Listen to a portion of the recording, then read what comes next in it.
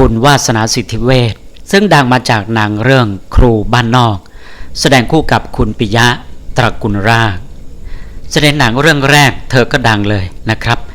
คุณวาสนาสิทธิเวชเกิดพ.ศ. 2502เกิดที่จังหวัดเชียงใหม่คุณพ่อปรีชาเป็นข้าราชการการคลังคุณแม่กล้วยไม้เป็นช่างตัดเย็บผ้ามีพี่น้องร่วมกัน5คนผู้ชาย3คนผู้หญิง2คนคุณวาสนาเป็นลูกสุดท้องจึงได้ชื่อว่าก้อยอาชีพนักแสดงพิธีกรการศึกษาจบชั้นมศ.3 จากโรงเรียนนาฏศิลป์เชียงใหม่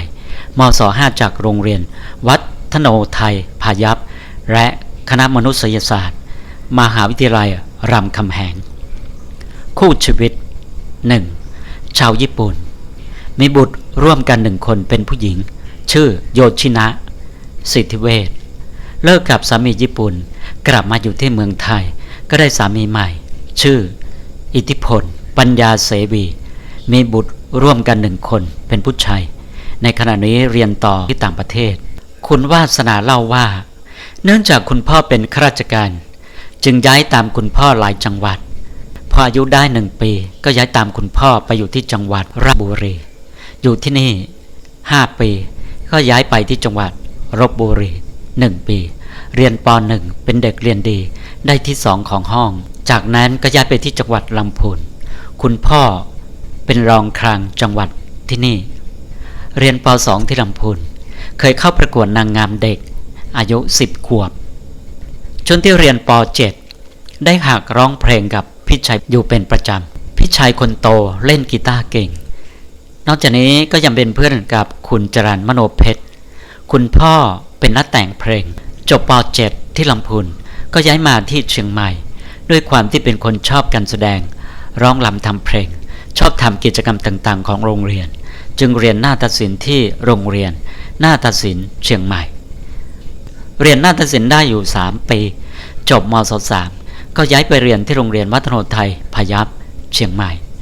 ในช่วงนี้มีการประกวดนางงามผมยาวของยาย้อมผมออดัสที่กรุงเทพช่อง 9 บางขุนพรหม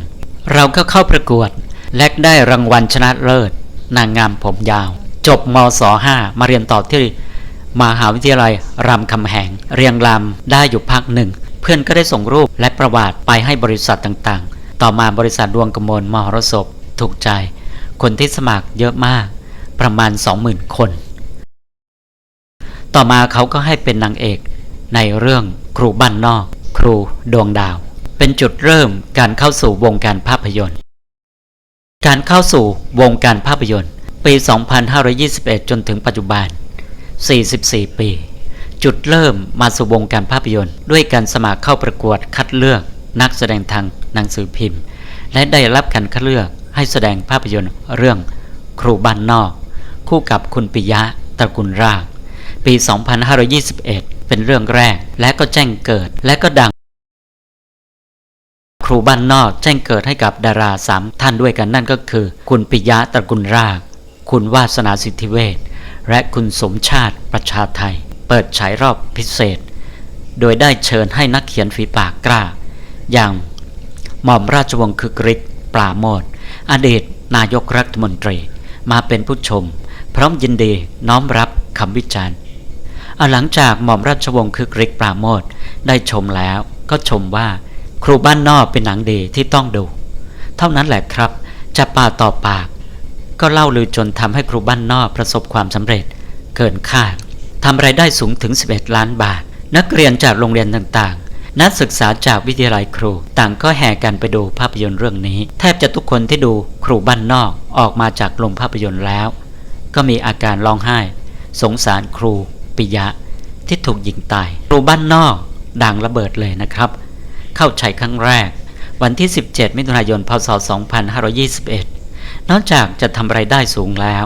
ยังได้รับรางวัลชนะเลิศจากประเทศรัสเซีย2 รางวัลคือภาพยนตร์สร้างสรรค์และผู้กำกับดีเด่นและยังได้รับรางวัลจากประเทศญี่ปุ่นโดยคุณวาสนาได้ไปรับรางวัลด้วยตัวเองรางวัลนักแสดงนำชายยอดเยี่ยมระดับเอเชียจากการประกวดที่ประเทศมาเลเซีย คุณปิยะและคุณวาสนาถูกจับคู่ให้แสดงเป็นครูคู่กันอีกหลายเรื่องในเวลาต่อมาและยังส่งผลให้เกิดกระแสการสร้างหนังครูขึ้นมาครับเพียงเรื่องเดียวก็สร้างชื่อเสียงให้กับวาสนาอย่างมากและมีผลงานภาพยนตร์อีกหลายเรื่องตามมาเป็นทั้งนางเอกและนางรองภาพยนตร์ที่แสดงจำนวน25เรื่องช่วงที่มีงานแสดงมากที่สุดดังที่สุดของคุณวาสนาระหว่างปี 2521 ไปจนถึงปี 2525 ดังอยู่นาน 5 ปีภาพยนตร์ที่เด่นและดังมีดังนี้ครูบ้านนอกรอยไถหนองมาวอจุฬาตรีคุณชีวิตนี้เพื่อเธออริดังผีหัวขาดกล่องข้าวน้อยข้าแม่การแสดงละครโทรทัศน์ตั้งแต่ปี 2524 เริ่มจากละครทางช่อง 9 เรื่องสาวแก่คู่กับคุณวิทุลกรุณามายาสีเงินคู่กับปฐมพงษ์สิงหะตามด้วยละครอีกหลายเรื่องโดยเป็นนางเอกในช่วงแรกตามด้วยบทสมทบและบทแม่ผลงานการแสดงละครโทรทัศน์จำนวน99เรื่องช่วงที่มีงานแสดงมากที่สุดระหว่างปี 2537 ไปจนถึงปี 2550 ดังอยู่นาน 13 ปีต่อมาคุณวาสนาก็ตัดสินใจหยุดงานแสดงและไปอยู่ที่ประเทศญี่ปุ่นกับแฟนโดยได้เรียนต่อด้านภาษาญี่ปุ่นอยู่ที่ญี่ปุ่นได้9ปีมีครอบครัวอยู่ที่นั่นและยังได้เป็นครูสอนภาษาไทยให้ชาวญี่ปุ่นอีกด้วยอยู่ที่โตเกียวนะครับคุณวาสนาเรียนภาษาญี่ปุ่นอยู่1 ปีกับ6 เดือนก็ได้แสดงละครญี่ปุ่นด้วยหลังจากได้แสดงละครญี่ปุ่นแล้วด้วยความที่คนญี่ปุ่นตั้งใจทำงานมากกว่าจะเข้ากล้องจริงจะมีการซ้อมหนักอยู่หลายรอบจึงเกิดความคิดอยากจะกลับมาแสดงละครต่อที่ประเทศไทยก็ตัดสินใจกลับเมืองไทยและเลิกกับสามีญี่ปุ่นในระยะหลังวาสนากลับมามีผลงานแสดงละครโทรทัศน์อีกครั้งเช่นเป็นนักแสดงรับในละครซิทคอมเรื่องนัดกับนัดและยังได้เป็นพิธีกรอยู่อีกหลายรายการด้วยผลงานเพลงมีผลงานเพลงทั้งหมด4อัลบั้มเพลงที่ดังและสร้างชื่อเสียงให้กับคุณวาสนาได้แก่สองใจเราต้อยตีวิทย์เป็นต้นมิวสิกวิดีโอเพลงหนีแม่มาแพ้รักความคิดเห็นเกี่ยวกับการแสดงของคุณวาสนากล่าวว่าถ้าเป็นบทที่เราไม่ชอบเราก็จะไม่รับแสดง